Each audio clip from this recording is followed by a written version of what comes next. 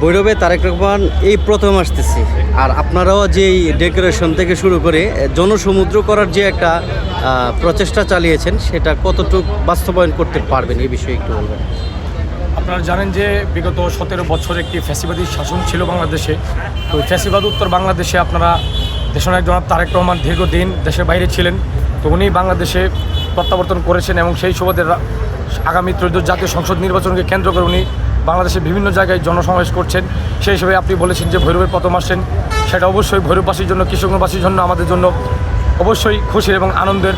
আপনারা জানেন যে বাস্তবায়নের একটা কথা বলেছেন। ইতিমধ্যে আপনারা লক্ষ্য করতেছেন যে এখানে প্রায় হাজার হাজার মানুষ এখানে সমবেত হয়েছে এবং আমাদের মূল টাইম হচ্ছে 4টার পরে তারেক রহমান আগমন করবেন বলে আমরা আশা করছি।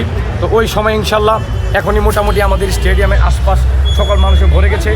আমরা আশা করতেছি তারেক রহমান আসতে আমাদের এখানে যে স্টেডিয়াম মাঠ পেরিয়ে আশেপাশের রাস্তা সহ আশপাশ যত খোলা মাঠ সবগুলা ভরাট হয়ে যাবে বলে আমরা মনে করি। এবং এই নির্বাচনী বৈতরণী দেশনায়ক জনাব তারেক রহমান যেই নির্বাচনী জনসমাবেশ করছেন, সেই জনসমাবেশে লক্ষ লক্ষ মানুষের সমাগম ঘটবে বলে আমি মনে করি। একটা চ্যালেঞ্জ রয়েছে আপনাদের এখান থেকে শোনা যায়, প্রায় আলম সাহেবকে প্রায় 2 লক্ষ ভোট বেশি পাই আপনারা বিজয়ী করতে চান। সেই এটা বাস্তবায়ন কতটুকু করতে পারবেন? আসলে এই বিষয়ে কথাটা আসলে আমার মুখ থেকে বলাটা শোভা পায় না, কারণ আমি এখনও সেই পর্যায়ে কোনো ব্যক্তি এখনও বিএনপির মধ্যে হতে পারিনি।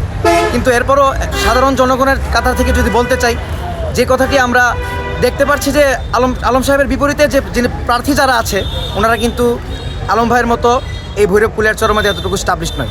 4,85,000 প্লাস ভোট আছে এই এলাকার মধ্যে।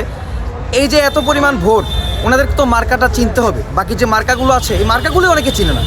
আমাদের ভৈরব আলম সাহেবকে যতগুলো মানুষ চিনে, অন্যদের মার্কাগুলোকে এত মানুষ চিনে না। তো যেখানে হয়েছে, আলহামদুলিল্লাহ আমরা আশা করি 2 লক্ষর উপরেও ইনশাল্লাহ উনি ভোট পেয়ে নির্বাচিত হতে পারে ভৈরব কুলিয়ারচর। ধন্যবাদ।